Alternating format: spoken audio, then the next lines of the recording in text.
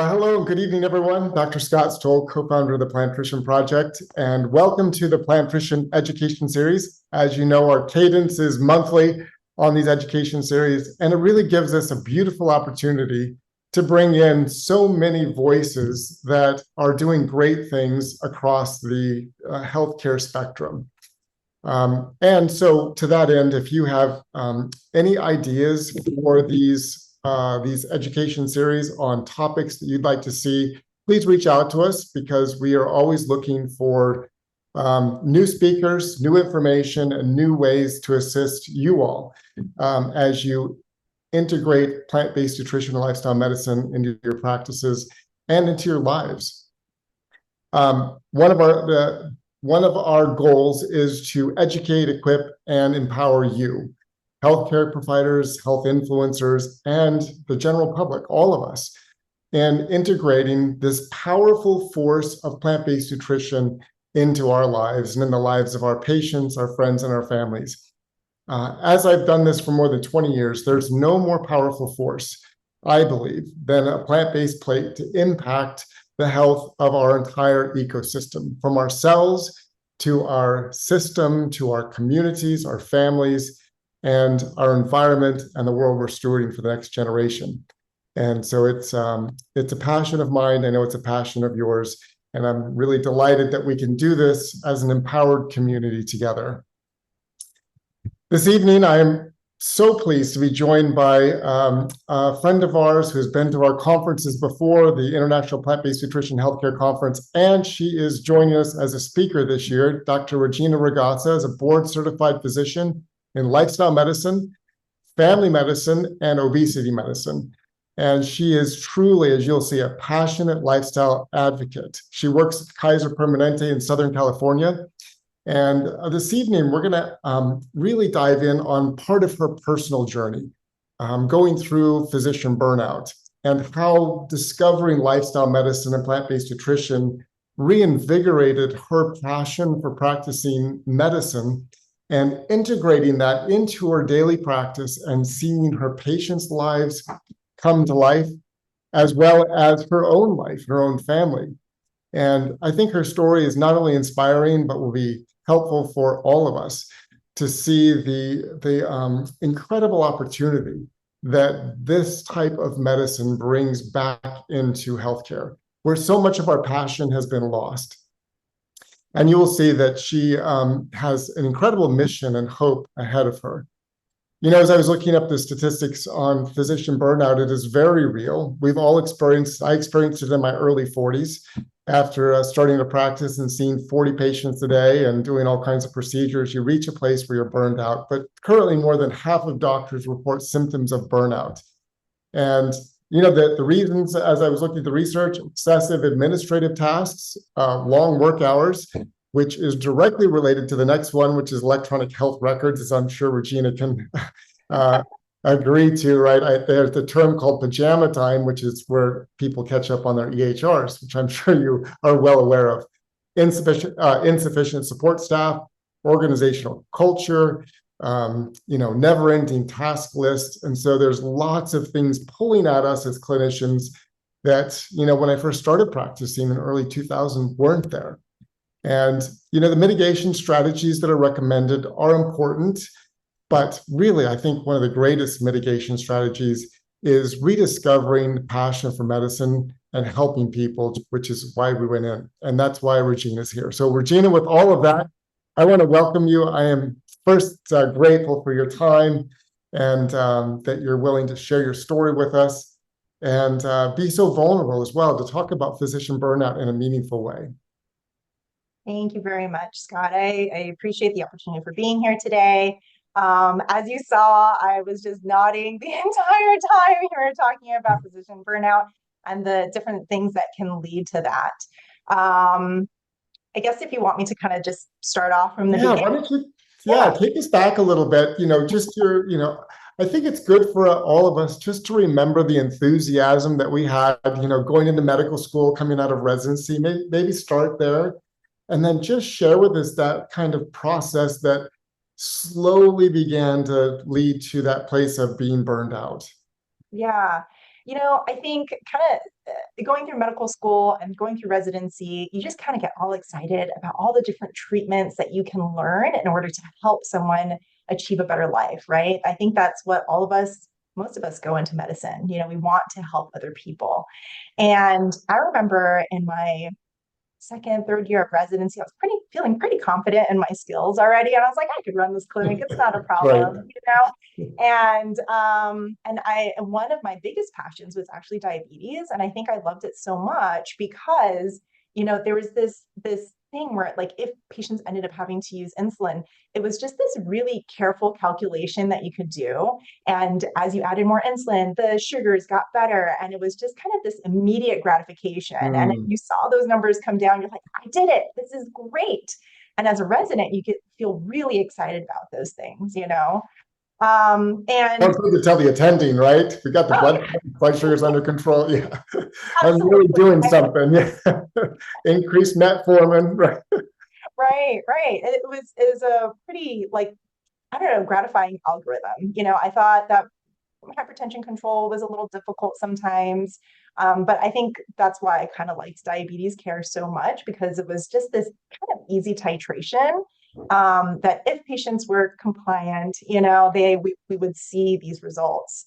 So that was the fun thing about residency. And then coming out of residency, um, you know, some of my friends, my colleagues were like, you should open your own practice. And I was like, no way.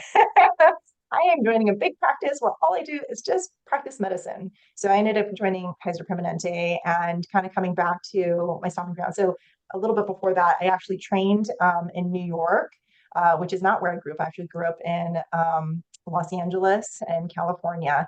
And so I went out to the East Coast for about 11 years and ended it in New York with residency over there. And I knew I wanted to start a family. And I knew when I was growing up, my family, my grandparents helped take care of me while my parents were at work.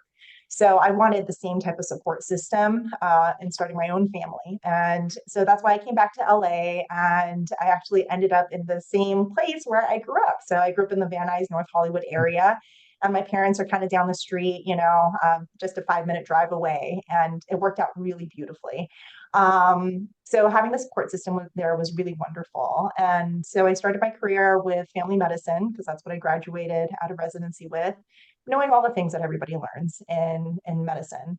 And I remember about 2 years into working as an attending, that's when I had this really weird sensation that I didn't feel like I was helping patients. Mm. Diabetes used to be a fun thing for me where patients were getting better. And now that I guess I had my own panel and I was following them long term, that patients would see me pretty regularly. And I had certain patients where they would get stable on certain medications for some time and I would be happy with their numbers. But eventually, at some point, they would return to me with uncontrolled numbers and I would Mm. have to add more medicines. And at some point I was like, when does this end? When do I stop giving medicine to these patients? Or when do we reach a stable level? And for some patients, they were lucky enough where metformin was fine. But for many of my patients, unfortunately, I just time after time just had to slowly start increasing their medicines. And I didn't Right. think I was doing any of my patients any justice. And it kind of broke my heart. And it really made me think about my career. I was like, I don't think I'm doing anything other than being a drug dealer. That's how I felt. Wow. I don't know if you That's felt a that big way. revelation. That is it's a bit shaking, right? That's, It was because to me, it meant that we were broken and that we didn't, that, there was no hope for health unless you had good genetics. And that's, unfortunately, we don't get taught a lot of nutrition in school. And so I just kind of figured, well, you just got dealt a bad hand. And I'm sorry, this is going to be the rest you for the rest of your life. And I think a lot of us going through medical training are taught that once you have diabetes, your job as a physician is to not cure that or reverse that disease. Your job as a physician is to slow the progression, right? Um, so anyway, I had that question in my mind and I was like, oh my God, what am I going to do? I just spent 11 years right. trying to prepare for the rest of my life. And 2 years in, I'm like, I don't want to do this anymore. I was like, oh my gosh, I have a lot of debt to pay off. How am I going to do this? I can't exit this Yeah. career. It's a And I bit of a was, crisis, identity crisis, right? yeah, and I mean, I don't know when you wanted to become or, decided that you wanted to become a physician, but this has kind of been almost a lifelong dream of mine. I wanted this since like middle school, high school. And I was like, well, I really like working with people. I enjoy science. I think that's the perfect place for me to be. And so I couldn't imagine being anything else. And plus, I worked my tush off to get here, you know? Indeed. Yeah. So it was a huge accomplishment. So anyway, I remember I was kind of joining a physician wellness group and kind of hearing about, how to improve our mental health and this and that. And part of that was also nutrition. And one of my colleagues came up to me. She's like, Regina, did you ever consider a plant-based diet? And I was like, are you kidding me? Why would I consider a plant-based diet? I am half Filipino, growing up in LA, like the mecca of food. Why would I ever do that? And did And you ask the question, where do I get my protein? no, I just You kind of didn't at chuckled in that my time. head. I can't say that, right? I didn't want to offend that person. And plus, I hate to admit this, but I definitely dated a couple of people in the back and previously who were plant-based, and I definitely teased them for it. I was a terrible person. Now I'm the one We've teased. all done it. Yeah. So that, I appreciate that my colleague had brought it up to me, but there was no like why I should do that. So it didn't really give me much thought other than, okay, fine, it's healthier, who cares? Which sounds like I should care about that more being a physician. Um, so then eventually we have like lunchtime meetings weekly, and one time we had a physician speaker come in and talk about how he was reversing diseases in patients by just teaching them how to eat better. And that better diet was a whole food plant-based diet, and that physician was actually Stephen Melinda. I always give him credit anytime I talk. He's Yeah, Steve is, fantastic. he's come to our conferences for years. Oh, We I love him. we He's love a Steve. kind person and exudes just like so much goodness. But I heard his talk and I was just so inspired because he was talking about this one case study that he had in particular just really stuck with me. A woman stuck in her wheelchair, overweight, using oxygen, and just needed to lose that weight and kind of reverse all her other chronic conditions. And he basically counseled her on a whole food plant-based diet. And a few months later, she sent a video to him of her standing up, dancing, and singing karaoke at a bar. And I was like, oh Wow. my gosh, is that the same woman? What kind of voodoo is he doing here? So, I just decided, okay, I'm gonna figure out what he did and what is this plant-based thing that he's recommending. So I did reach out to him and he recommended a few things here and there. And then I kind of went down a really crazy rabbit hole down lifestyle medicine and I figured out, oh my gosh, there's actually a college behind this. So I can actually get certified. And I've had a lot of hesitations about teaching this way of eating to our patients because I was afraid they were going to kind of blow me off the way I blew off my colleague initially. And, but I remember the very first time I treated somebody with this, and I was very hesitant because I was like, well, how quickly will their insulin drop or how quickly will their sugars drop? How do I control this stuff? And I was texting Steve over and over, and I was like, how do I do all of this? What if she doesn't? What if her blood pressure drops? And he's like, don't worry, she'll be fine. And I was like, okay. So my very first patient that I counseled was a patient who had type 2 diabetes for many years, and she was on maximum doses of metformin, glipizide, and she was on 60 units of insulin. And she came in to see me, and her A1C at that point was 8.5. And for those of you who are listening and not totally in the medical field, controlled A1C is under 7%. So of course, as soon as I see all her list of medications, I was like, is she even taking these medicines? This is so much. There's no way her sugars could be that high. So I confronted her and she said, of course I take my medicines. And I said, all right, well, fine. What are you eating? And she goes, well, I have oatmeal for breakfast, and then I have a salad for lunch with either chicken or fish. Same thing for dinner. And I'm like, really? That's it? And I'm waiting for all the pastries to come out.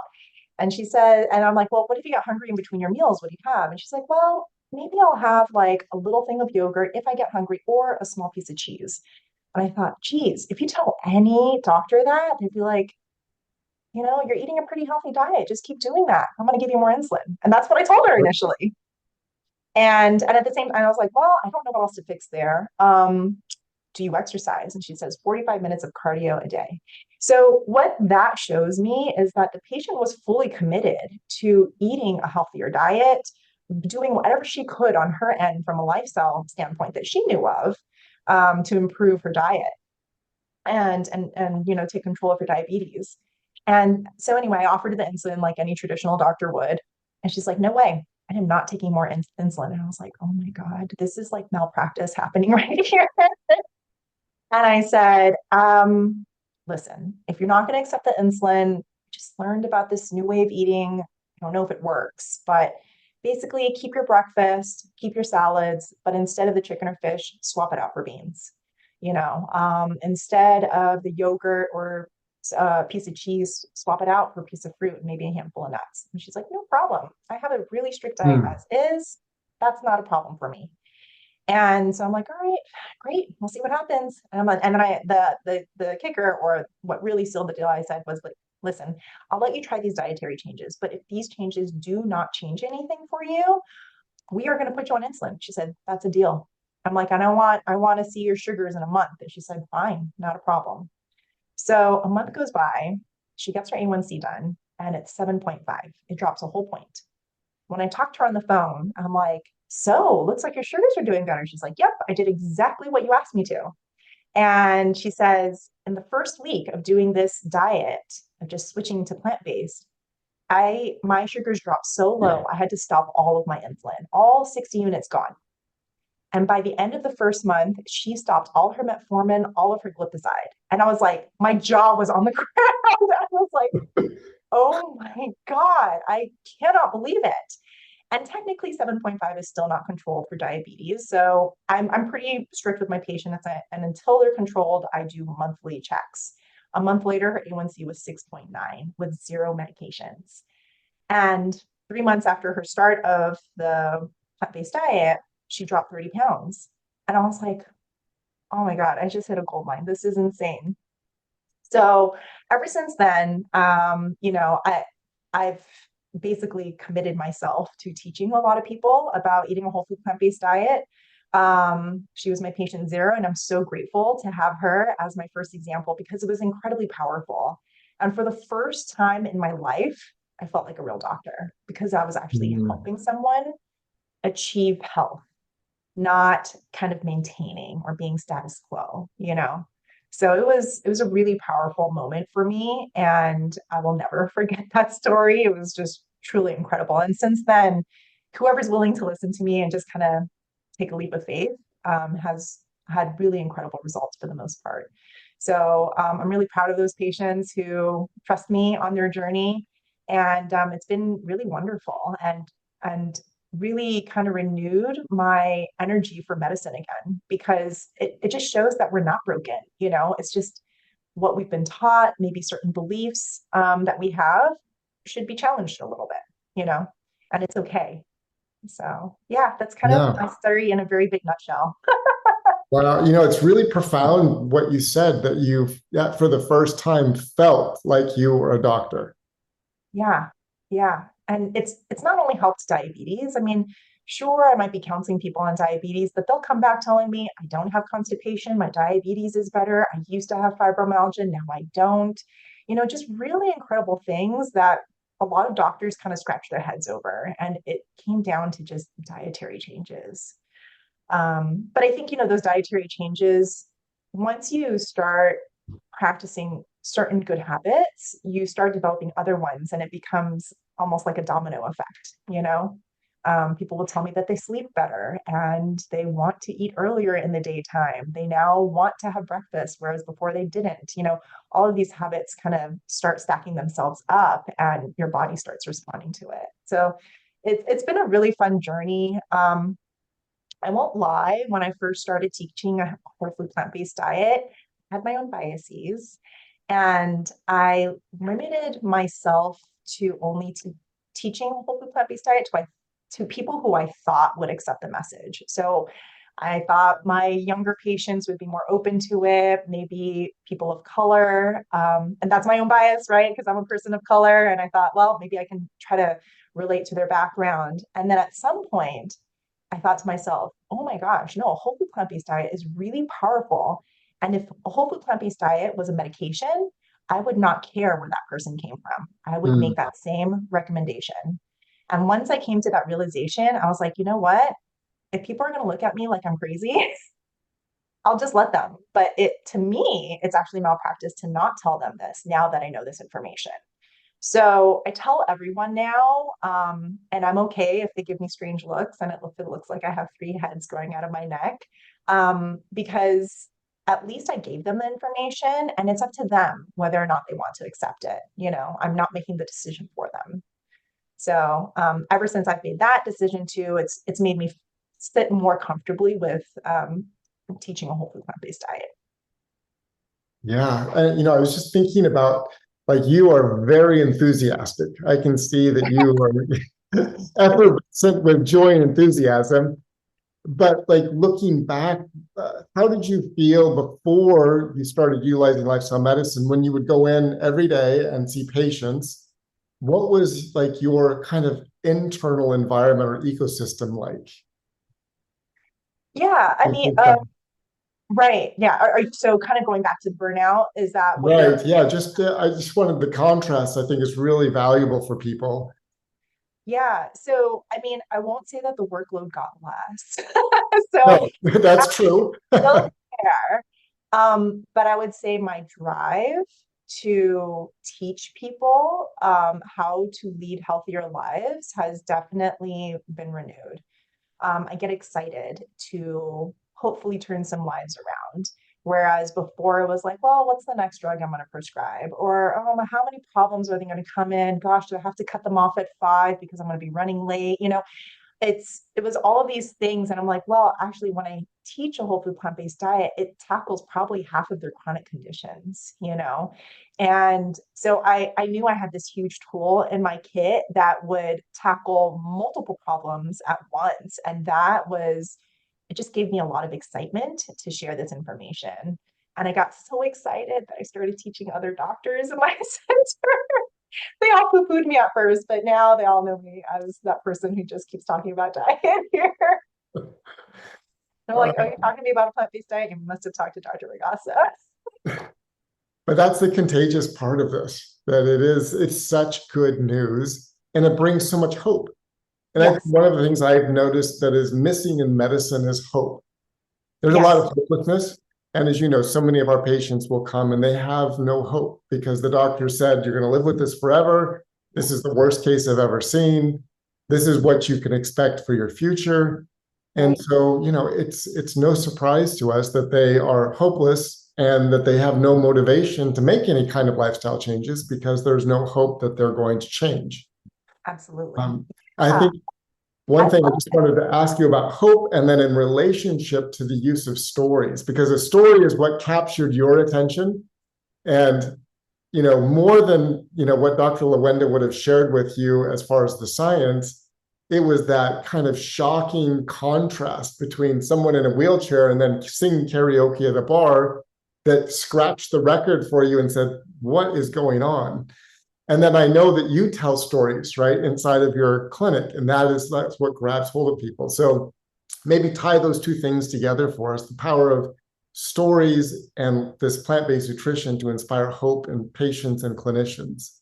Yeah. I love that you brought up the word hope because I think that's how I felt when I was practicing very like traditional medicine. And I hope one day plant-based nutrition becomes part of traditional medicine.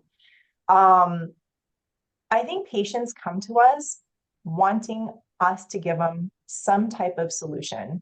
I don't know how often, you'll see that person come in with elevated cholesterol levels, or now they're diagnosed with prediabetes, and you're about to start them on some type of medication because that's what we're trained to do.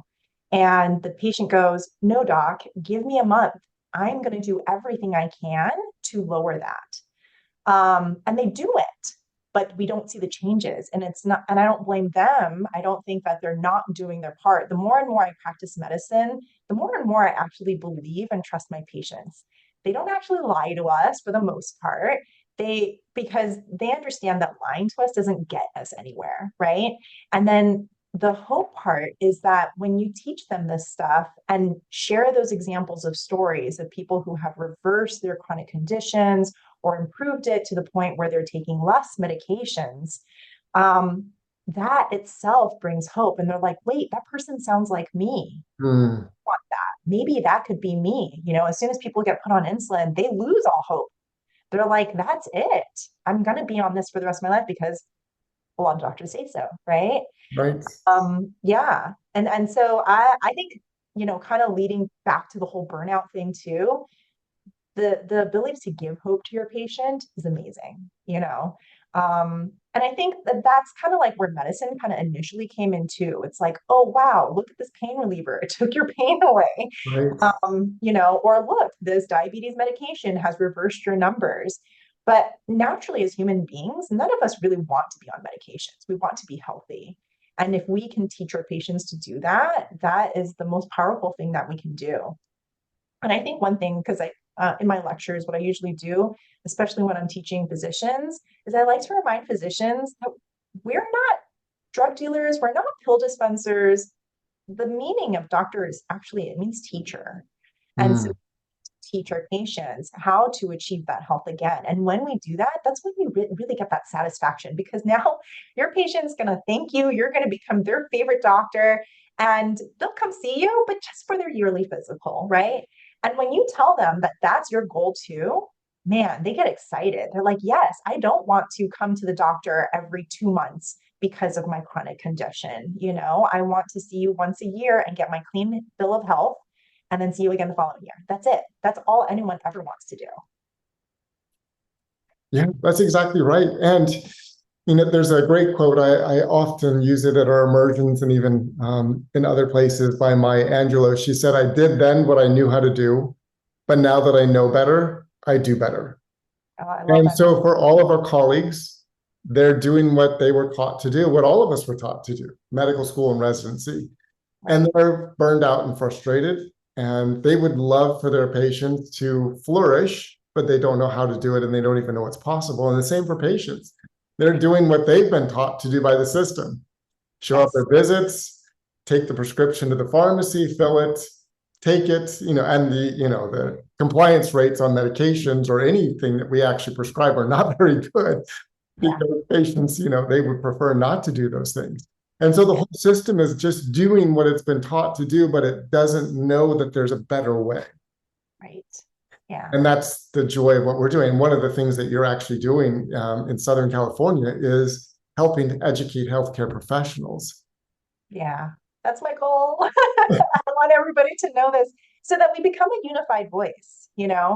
I think that's probably one of the hardest things of my job is there's so much conflicting advice from other physicians about what a proper diet is. Mm, Um, and I find that really hard because I have a lot of patients. So just to kind of bring it back a little bit, right? Currently, I practice obesity medicine, so I help with weight loss. And a lot of patients come in going, "I need high protein. That's what everyone tells me. That's what my trainer tells me at the gym. This and that." And I'm thinking to myself, I'm like, "Has it worked for you?" But yeah, but then when they're hearing it from their PCP or when they're hearing it from their surgeon or whoever else is making these recommendations, it's a little bit of a hard battle. And I think that's why I started um, kind of going more into lecturing and trying to teach my colleagues because I know they're frustrated too. I think they would be very happy for that orthopedic surgeon to be able to do that knee surgery for arthritis without telling them you got to lose 50 pounds or I'm not going to do it for you. I'm sure it does not give them joy to say you need to do this, you know. And in the end, they feel like maybe they don't have hope either because they're like they got this way. How did they get to this way? So yeah, I think part of the burnout too that has been alleviated from me is kind of finding my joy again. Um, mm. and it's not only educating patients, but educating physicians now. And I get very excited. You and I had talked previously about this, but I love just looking at the research that's out there that comes out with nutrition. And I want to make sure I'm giving the right advice too. I don't want to just kind of yes, I'm a little biased right now because I do teach a whole food plant-based diet to my patients, but at the same time, I want to respect cultures. And I always tell my patients, at first when I was teaching a whole food plant-based diet to my patients, I was like, you gotta do it 100%. You gotta do it 100%. And that was a really hard gig for a lot of my patients because once they slip, they're like, no way, I can't do this, until one of my patients had a really successful weight loss story. And at that time, I wasn't even a weight loss doc. I just kept pounding on her plant-based, plant-based, plant-based. And she went from 260 pounds down to 130 within a span of like a year and a half. And she hasn't seen that number since like, I don't know, high school, middle school, maybe even. And so for her, when she told me her story that she finally took my advice, went whole food plant-based, she did admit that she only does it 90% of the time. And she inspired me to teach a little bit more moderately with my patients and say, I can't expect 100%, but I do want A's and B's. So I often tell my patients, I want 80, 90% of the time to get that, and sometimes I have patients that come in, they're like, and this is the frustrating part. They'll be like, doctor, I'm eating so much better now. I'm like 50% plant-based.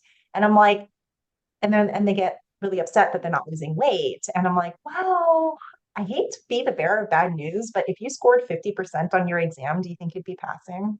And they're like, oh, I'm like, it's better than zero. I'm not saying that you're not doing good, but I need you to do better. So, yeah, I think the story, like powerful stories are so, so helpful with motivating your patients.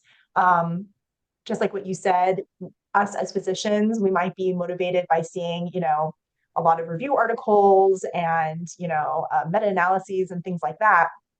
But with patients, they want to connect with you. And we always connect with stories since the beginning of time. Right.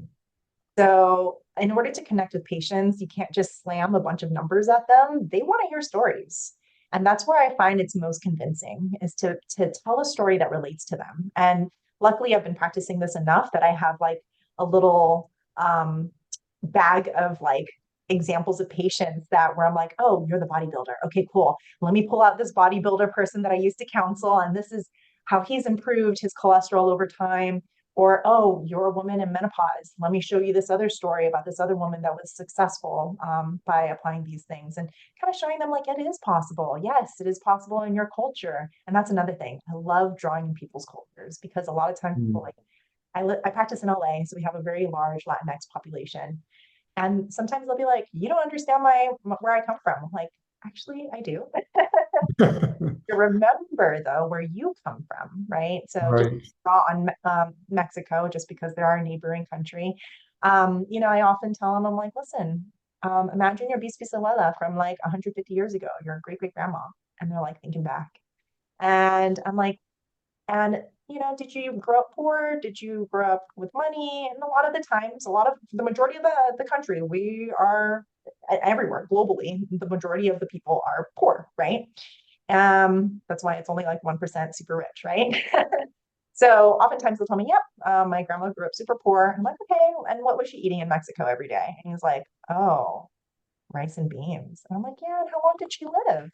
And they're like, probably like 90, 95. And I'm like, absolutely, with zero medicines and not many chronic conditions. And they're like, wow. And I'm like, yeah, and not to knock on Americans, but once we come to America, at least in today's age, they start saying, well, tortillas are bad for you. Rice is bad for you. It's so much carbs and this is and that. And I'm like, yeah, but your great great grandmother from like 150 years ago was eating all of that stuff and she lived for a very long life. And as soon as your generations were passed down and finally moved to America, now we're adopting the American ways of eating, the standard American diet, and now we have those chronic diseases. So do you think, so who was living the healthier life? It was probably your grandma who was actually living very like modestly, again, she could celebrate once in a while. Maybe it was her daughter's quinceañera and she'd kill a cow for that. And I'm like, and I'm not here to judge you on that. It's my own personal ethical and moral decision to stay completely plant-based myself. But for other people, if you decide to celebrate, 10, 20% of the time, that's fine. And I'm not here to judge. My purpose is for you to live the longest life possible in the healthiest way. And then secretly, some people are like, well, what do you think about like the Mediterranean diet? And I'm like, well, what I teach is actually the Mediterranean diet. It's all plant-based 80% of the time, 80, 90% of the time, and 10% includes the animal products. And they're like, Uh, That is great. Thank you, Regina. We have some questions piling up here, so I'm going to start giving you some really good questions. Um, I'll start actually at the bottom because it's relevant to what we're talking about. So one of our colleagues asked, what would you recommend for those of us starting out who don't have the success stories in our arsenal just yet?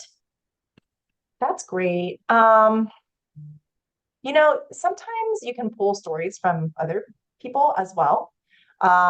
Maybe your own personal story, unless you were whole food plant-based all your life, then that's a little difficult. But even myself, I would draw from myself because I was not always whole food plant-based. I remember at the peak, my physical fitness peak was probably in my 30s, and I was running half marathons, working out and strength training. And I remember getting my labs done, and I remember my LDL was 130. And I'm thinking, 130 is not that high. I'm healthy. And so I would apply the same things to other people and thinking, oh, if they had a cholesterol of 130 or less, I didn't really mind it or paid any attention. And then I had done my labs not too long ago and I looked at my cholesterol and it was half of that. It was like at 65. And I was like, wow. So sometimes even your own personal story can be some of that ammo that you can use to help motivate patients. um and sometimes other things I like to do too in order to help motivate patients is I like to give examples or book recommendations. I find that it's hard to convey a lot in a 10-15 minute visit. So sometimes they're like, doctor, I want to do something to help reverse my diabetes. So oftentimes I'll recommend Cyrus Kambata and Robbie Barbaro's book, Mastering Diabetes, and it's helped so many of my patients. So sometimes reading material on their own in the safety of their own home without their doctor attacking them helps them become a little more open to the idea of changing their diet. So if you don't have your own stories yet, which you will eventually, I would recommend giving books to help guide your patients. I think that's been really helpful. And I'm sure you recommend two documentaries. That's always a Oh, good one. 100%. Yeah. Again, I just like look back and I'm like, ooh, you're a young, healthy male, but your cholesterol is a bit high. Game changers for you. Yeah, exactly. Things like that. So I luckily, I mean, I just like gobbled up all these books when I was first learning lifestyle. So I have books where like, okay, if I have a female patient that's really concerned about hormones, I really love Your Body in Balance. That's a really good book as well, by Dr. Neil Barnard. If I'm dealing with heart conditions, I'll recommend Esselson's book. Or if someone who's just kind of curious about plant-based and just wants to know a lot about different things, I loved Greger's book of How Not to Die. It's a really good starting point. So those are all really kind of like my go-tos.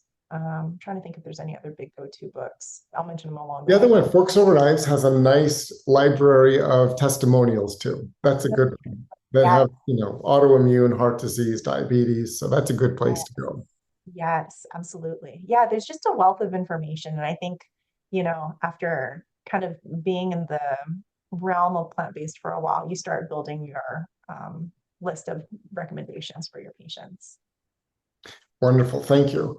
Um, uh, Interesting question. Can you compare lifestyle medicine to naturopathic medicine? Maybe what you've seen through the years, how they differ? Yeah, that's a good question. I almost want to punt it back to you, because I think with naturopathic, so medicine is using evidence-based research to help support everyday lifestyle changes, right? So it's got the 6 pillars that we kind of hang our hats on, and that's nutrition, exercise, sleep, avoiding use of risky substances, relationships, and then also stress reduction. And so it's kind of using all the research behind all of the things that we do have some control over that we can make changes. I think naturopathic, and you can correct me if I'm wrong, is kind of maybe using all of those things, but also perhaps like looking at supplements and things like that to help with treatments of different chronic conditions. Would you say that's right? Right. It still is a little bit of an allopathic approach to healthcare, with, instead of medications, using herbalistic or more holistic interventions. rather than starting from that strong foundation of lifestyle that you and I would build upon. Right, right. And I actually really like that question and how you're kind of building upon that too. That you're like, oh, it's kind of allopathic. Um, the other thing is there's no quick fix to a lot of these chronic conditions. They're chronic for a reason, right? It's not like, oh, you got pneumonia and you need antibiotics, It's chronic conditions are 80% of the time anyway, are because of our lifestyle choices. So if we're able to make those better choices for us regularly, it starts to get better. So I like to point that out to patients too. They're just kind of like, well, what can I take to like make this better? I'm like, well, no, you just need to need to kind of overhaul the diet and then you get better. There's no magic bullet for this stuff. And I think that's a hard pill to swallow for some people, but totally worth it. Yeah, and I always try to paint it with a positive picture that, most of the chronic conditions take decades to acquire, but the good news is that your body rebounds very quickly when you give it the right opportunity. And even in just a couple of weeks, you can start seeing benefit. And it may take, 6, 12, sometimes 18 months in some conditions to see significant reversal. And I'll say to them, isn't it amazing that, unknowingly we expose our body to these things for decades and it causes harm, but just in 12 months, your body can reverse the damage.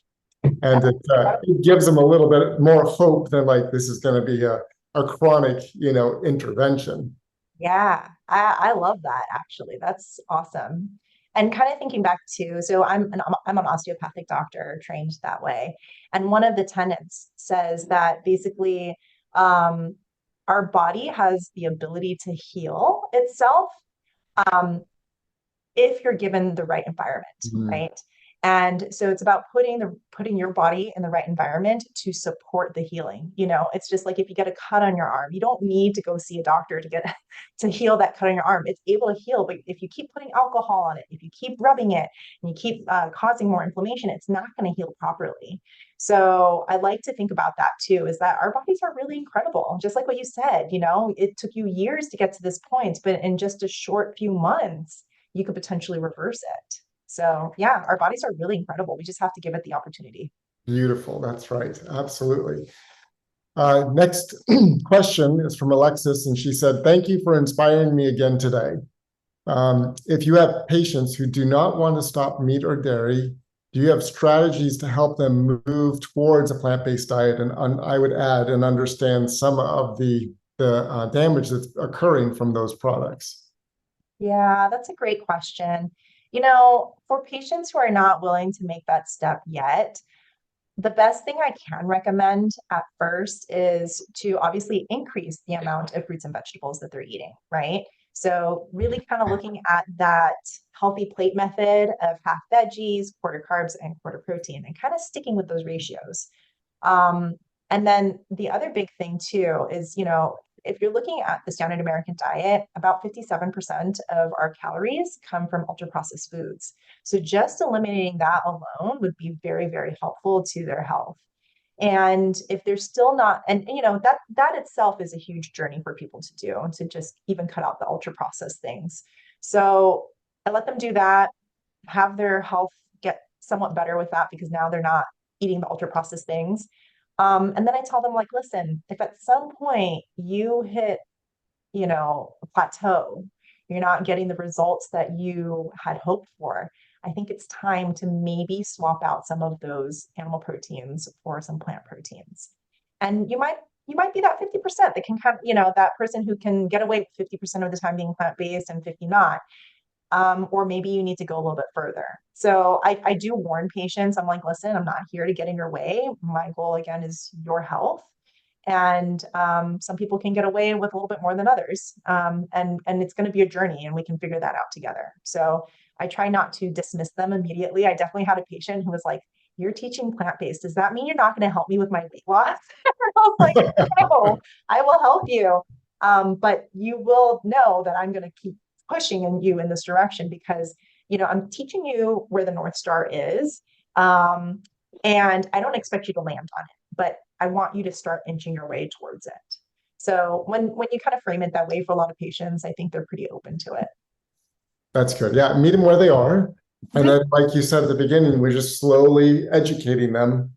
And the benefit of a physician is we have a longitudinal or long-term relationship with patients.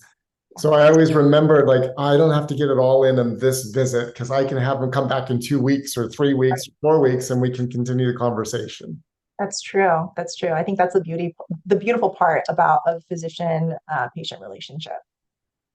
All right, our next question is about beans and protein.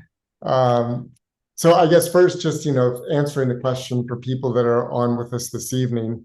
How do you answer that question when your patients say to you, "Well, Dr. Ragasa, where am I going to get my protein?"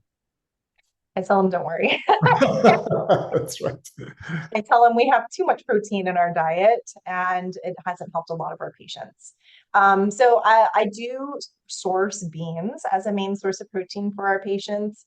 And I have this slide that I often present that in terms of weight loss, I'm always asking patients to choose high quality proteins. And I give them a definition of that. And the definition of a high quality protein for me is basically something that's very low fat and high fiber.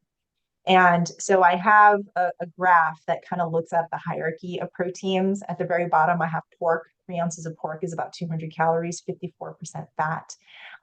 Even lean beef, lean is still 50% fat, which I find incredible because if we were Mm. crackers that were 50% fat, I don't think they could label themselves as lean. Somehow beef gets away with it. And then I do point out that, chicken and fish, still a leaner source. It's only 20% fat calories compared to, the red meat and pork. But beans and lentils are only 3% fat calories. And so that's why when my patients end up switching their proteins over to the beans, they lose a lot of weight, more than they would switching their red to the white meat. And then the other magical part about beans is that, yes, there's a lot of carbs. If you were to look at it, I think it's like 80% carbs, something like that. And then the remaining, 20% is a combination of like the fat and protein. But that 80% carbs is mostly fiber. And we're talking about soluble and the insoluble, right? And the insoluble fiber is basically scrubbing your intestines clean. It's like taking a loofah and just scrubbing it nice and clean. And then the soluble fiber is what feeds our gut microbiome to produce anti-inflammatory things that make us feel better. And this is why I'm sure you've experienced this too with your patients. When they come to you with pain and they switch to a plant-based diet, all of a sudden their pain gets better. And there's so many benefits to eating a high fiber diet. It's not just anti-inflammatory, but it's also kind of regulating our hormones. Our gut microbiome is so tied closely to our hormones and making our happy hormones. Like I think up to like 90% of our dopamine can be produced in our stomach, 50% of our serotonin in our, not stomach, in our intestines, excuse me. And even in our intestines, I'm putting a lecture together for women's health. It helps to regulate how much estrogen gets, excreted and what comes and is reabsorbed.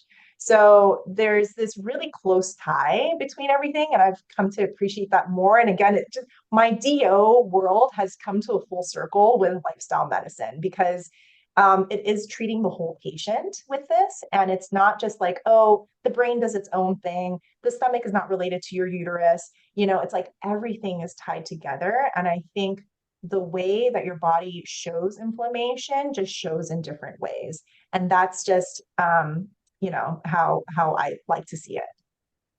Yeah, that's beautiful. You're absolutely right. Everything is connected. That's exactly right. So the question also was asking about how do you titrate people into beans? Do you recommend once a week, twice a week, 3 times a week, starting with a day? Or if Yeah, there's some challenges with beans, how do you manage that? that's such a good question. So I definitely have patients that look at me like, there's no way I'm doing plant-based. I look at beans and I get bloated. Like, I got you. We're going to start nice and slow. It's going to be a little bit of a brutal process for you, but you just have to trust me. And so for those patients, I tell them literally start with a tablespoon of beans every single day. That's like 5 or 6 beans. And they'll look at me like I'm crazy. And I'm like, I don't even want it 3 times a day. I want it once a day. And you'll do that straight for a week. As long as it does not bother your stomach, increase by another tablespoon the following week. And you keep increasing by another tablespoon weekly until you get to a full serving, which is about half a cup. So for some people, it could take 2 months to get to that point.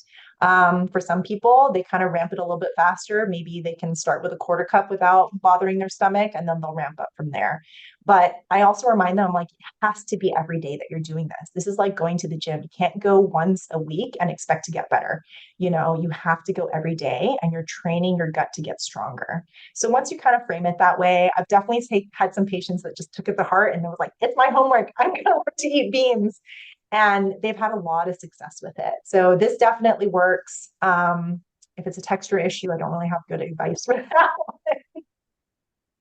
No, that's a brilliant idea. I love the tablespoon a day. That is brilliant. I was just hearing Mary Poppins in my mind, just a teaspoon of sugar. This is a tablespoon of beans. Yeah, Is the medicine, right? That goes like it down. works though. It is the Over medicine. and over again. Yeah. That's right. Thank you. That was a great answer. Next question for you. Is it too late for someone in their 55 to 65 to start a plant-based diet? And is there a different approach for this age group, especially for women? Absolutely not. Definitely never too late. I've had a patient, and this is another, and again, as you keep teaching more and more patients, you'll get this whole bunch of stories. I had this one little old Italian woman. She was so sweet, and as family medicine, I get to treat the whole family. So I was seeing her daughter too, and she was struggling with her weight and diabetes. And, honestly, at 80 something, I'm not really trying to teach anyone to change their ways. I'm like, live your life, you're happy. And she wasn't complaining about it anyway. And she was pretty stable on her medicine. So with the daughter, though, I was like, listen, I need you to change your diet. I need you to go plant-based. She said, okay, fine. And she's Italian, right? And she says, no problem. I'm going to talk to my mom, who's 80 years old, and she cooks for the both of us. And I'm going to ask her to go plant-based for me. And so her mother didn't want to make two different dishes. So she inadvertently goes plant-based with her daughter, making a lot of minestrone and whatever else. And within a week and a half of treating her with plant-based diet, inadvertently, she gets her cholesterol done. Her cholesterol drops in half. 3 weeks later, her blood pressure drops so low, she ends up in the ER. But it's because she's taking too much blood pressure medicine. So it's almost a blessing in disguise. And it's funny because I was really hesitant about teaching a whole food plant-based diet to my patients because I wanted to titrate their medications. And I remember I had a colleague, and I said, what do you think about titrating medicines before? And he's like, don't even worry. He's like, teach them a whole food plant-based diet. If they get low blood pressure, that's what we're here for as ER docs. We have like, That's great. I mean, I think we should still be careful. I think he was just kind of but so it's never too late. She was 80 years old and still reversing disease at that age. Incredible. Oh, that's great. So it is, that's right. There's always hope. It's amazing. Mm-hmm. And the hope is that you feel better every day too. You wake up with more energy, more mental clarity, you hurt less. It's never too late. Yeah. So here's a good question too. I'm confused. How do you not worry about carbs with a whole food diet? It's said that carbohydrates are much more damaging than cholesterol. So this, gosh, we could spend like probably the next 5 hours talking about this, but it's a really important question. Thank you for asking that. Yeah, that is a great question. Again, I think our society has demonized carbohydrates, and I think some carbohydrates should be demonized. There's good carbohydrates and there's bad carbohydrates. And I don't even want to consider them bad and good. I want to consider it like everyday carbohydrates, and then there's celebratory carbohydrates. So the ones that are good for you are the ones that are as unprocessed as possible, right? So we're talking about sweet potatoes, we're talking about brown rice, whole grains. All of these things are not highly processed. They're washed, not really messed with that much, and you cook them. And the reason why these carbohydrates are actually good for you is because it's chock full of fiber, right? And we just talked about how important fiber is to our gut microbiome. The celebratory carbohydrates are the ones that are ultra processed. And the reason why they're ultra processed is because in general, these carbohydrates have the fiber removed, which inadvertently removes a lot of the vitamins and other nutrients that are really helpful to us. And then leaves just the best part and the tastiest part of the carb. And then to make that even tastier, we generally use them in pastries and things like that. So we're adding more salt, more fat, more sugar to this. So when you add all those things together, that itself starts creating a more inflammatory environment for your body. And that's where the carbs are bad for you. I think that if you live mostly a whole food plant-based diet life, and you enjoy, a pastry here and there, I think that's okay because you're having mostly an anti-inflammatory diet and your body's strong enough to be able to handle that little goodie once in a while if you choose to. So I like to frame it that way. And carbohydrates are incredibly necessary for our body to live. It is our preferred source of energy.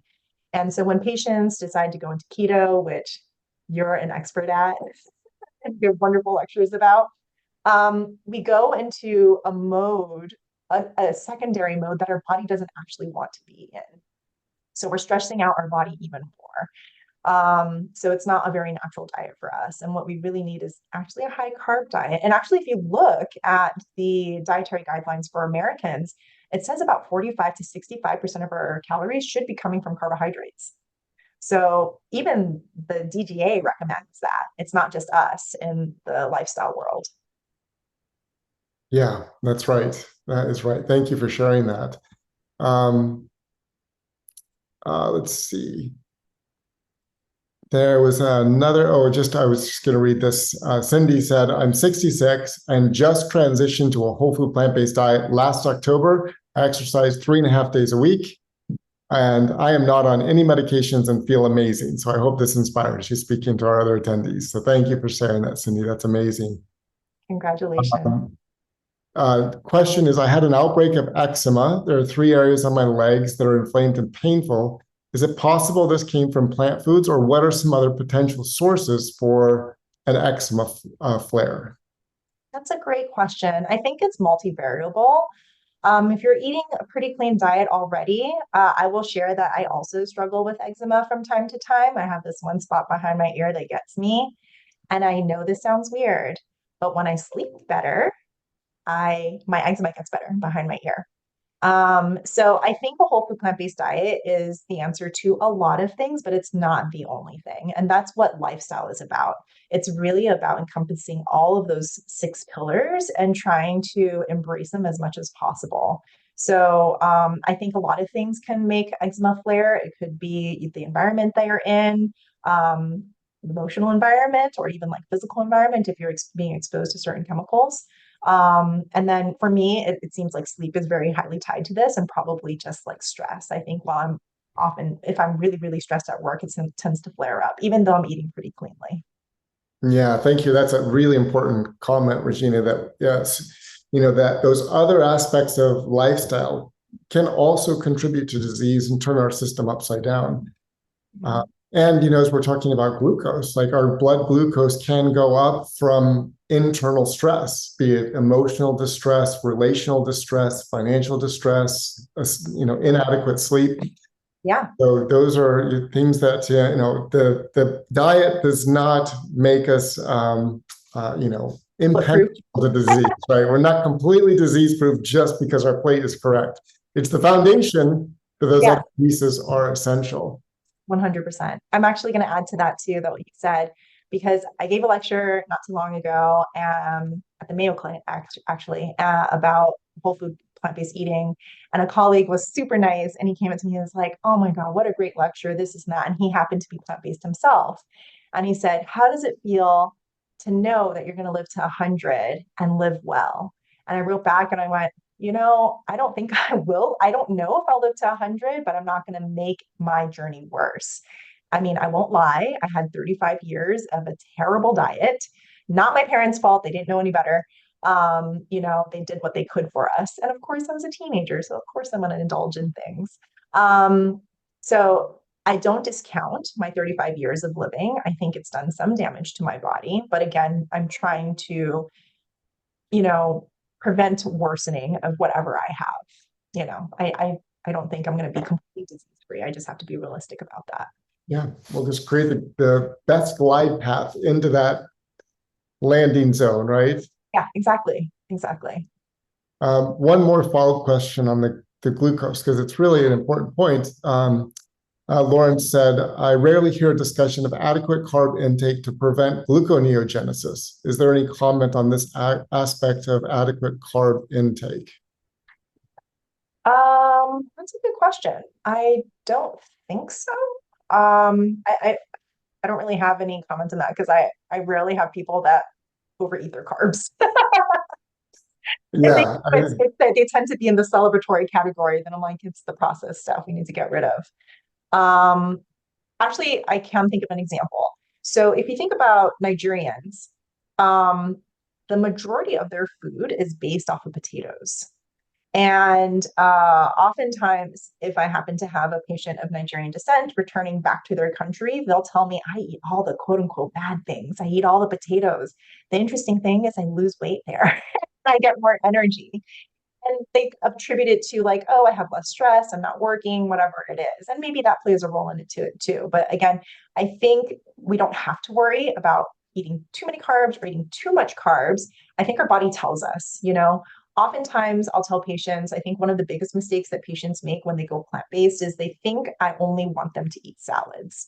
And salads are so low on calories that in order to get about 1,500 calories a day, you have to eat like 15 pounds of vegetables. It is a significant amount of food. So it's really important to eat those carbs. And so I tell my patients, I'm like, listen, if you're going to go whole food plant-based, that's great.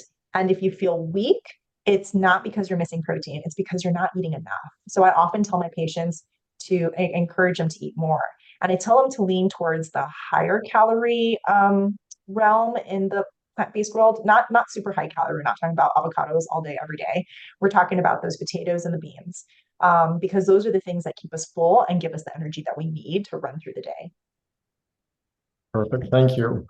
So I have two questions left for you, and we'll wrap it up. And then we have a question for the audience too. So first question for you is, how do you work with picky eaters that don't like vegetables, or say, maybe it's texture, because we do have a lot of patients today that, may not, especially you in family medicine, working with some children that are on the spectrum, they have, definite likes and dislikes. So how have you learned to introduce this plant-based diet to those populations?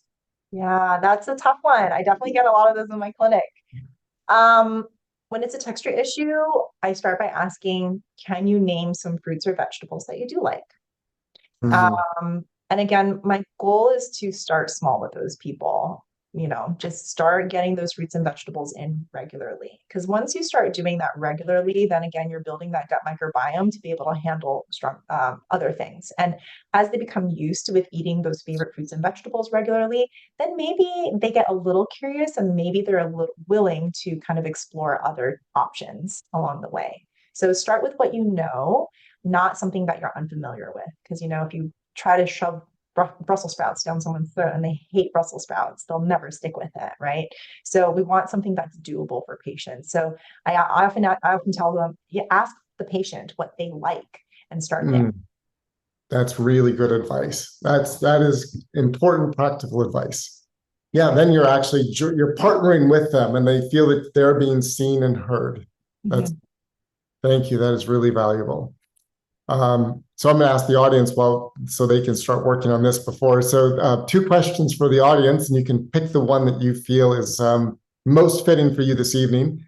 First question is, what is one change you feel inspired to make personally or professionally after hearing Dr. Ragasa's story? Or in what ways do you think lifestyle medicine could shift the culture of healthcare in your own practice or organization? And we'd really love to hear from you. This helps to shape kind of things that we're creating. So take a few minutes there in the chat and write your answer for us. And Regina, last question for you, and I have one more. So this is the last question from the audience. Do you have any recommendations for patients living with cancer as they're routinely prescribed to take a lot of medications and not pursue lifestyle medicine principles? And I would add, oftentimes prescribe the worst of diets. Yeah. Oh man. I love that question. I kind of think about that all the time. I mean, if you look at the research behind it, you know, a lot of patients will, if they go through chemotherapy and they're also applying more of a whole food plant-based diet, they tend to do better with their chemotherapy. So that is support in wanting to pursue more of a plant-based diet while on, you know, treatment.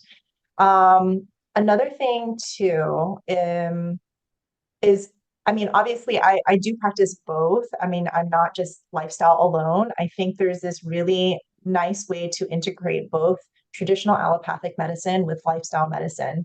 And hopefully the combination of the two can work synergistically to help with the healing process.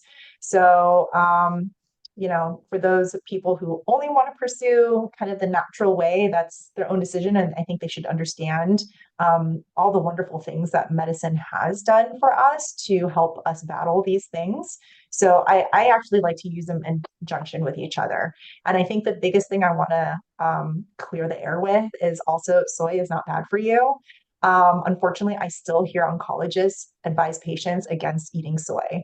And studies after studies have shown that soy is actually helpful in women after cancer, before cancer, even in preventing it in the first place. But secondly, if you incorporate soy into your diet, it actually helps you stay in remission longer compared to those who don't incorporate soy. So please don't be afraid of eating soy in your diet if you have any risk for breast cancer or have had breast cancer. Wonderful. Thank you. That is amazing. The last two questions, we're asking about a way to find doctors or a resource. And so the Plantrician Project has that resource. It's called Plantrician Providers. I think you're there, right? Yes, I need Gina's to on Plantrician yes. Providers, yes. And so we tried to create a geo-directory of healthcare professionals, from doctors to dietitians to health coaches, so that you could find those physicians practicing either telehealth or locally that can help you walk through this kind of lifestyle change. And you will find somebody just like Dr. Ragasa with the same passion and desire to help you make a lifestyle change. Something that we really wanted to create as a resource. And then I just would like to ask you, like, Regina, if you were talking to a colleague, what would you say to inspire them to consider not only moving to this way personally, but also professionally? That's a good question. You know, I will admit, I don't get into too many faces directly about it. I prefer curiosity, because I don't want to give unsolicited advice, right? When people are ready to hear the message, I feel like that's when they come to me. And in the meantime, that's when I'm doing my lectures, so that hopefully they get a little curious about it. You know, if they do have some dietary questions, that's when I have that little angle to kind of get in. But yeah, I don't want to be too forceful, even though I want everybody to be plant-based. I think everybody will come on their own time when they're ready. And you don't want to give advice when they're not ready for it, because then you're just talking to a brick wall. That's right. And as you shared at the beginning, the story is what captured your imagination. Yeah, absolutely. And I think that is one of the most beautiful ways. You know, if we start sharing studies with our colleagues that may not be open or ready for that, you know, you're met with a lot of skepticism, because that's what we're trained to do. We're trained to ask questions and approach science with some skepticism.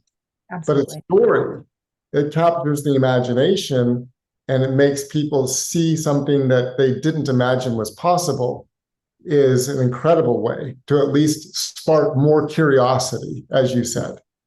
Yeah. And curiosity is the driver of change, right? Yeah, I just want to crack that door open a little bit. If I can crack it open a little bit, then we're moving. I can see you putting your foot in there so they can't close it, right?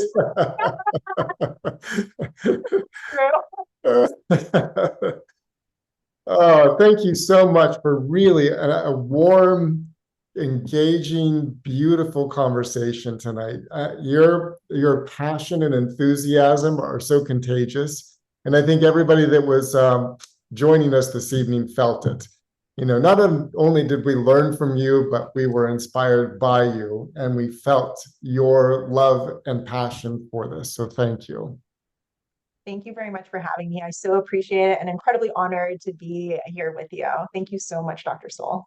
Thank you. Yes, thank you. And for those of you that want to hear more from Regina and all of our speakers, please join us at the International Plant-Based Nutrition Healthcare Conference, September 5th through the 8th in Palm Desert. You're bringing your whole family, right? Because it's such a beautiful resort. Your kids love the slides and the pools. Yes, they'll be hanging out by the pool all day while I'm going to just stop up all the lifestyle lectures. I can't wait to be there. I saw the lineup and I am just blown away. Just to put a little plug out for the Plantrician conference, I remember the very first time I went there, it was just filled with all of these inspiring speakers, incredibly passionate about their work. And I was like, God, I hope I could be one of those one day. Yeah, and here I am. Here you are. It's an incredibly supportive environment too. It's not judgy or anything like that. It's kind of like what you said, meeting you where you're at and just helping you reach those goals that you're aiming for. So I love that supportive environment. It's just very homey. It's not, like this kind of huge conference where you get lost. It's certainly large and I love all the participants in there, but it just felt like home to me. It was so lovely to attend that conference. Oh, thank you. That is exactly right. You described it. It's like coming home. It really is. So thank you, Regina. Thank you for your gift of time. Thank your family for sharing you with us this evening. And I look forward to seeing you in September with your family. And thank you for this gift this evening. And thanks to all of you for joining us. And we hope to see you in person as well at the conference. And as an organization and as staff, we are always here to support you and to help you along your journey. So thanks, everyone. Have a beautiful night. Thank you, Regina. Bye-bye. Thanks.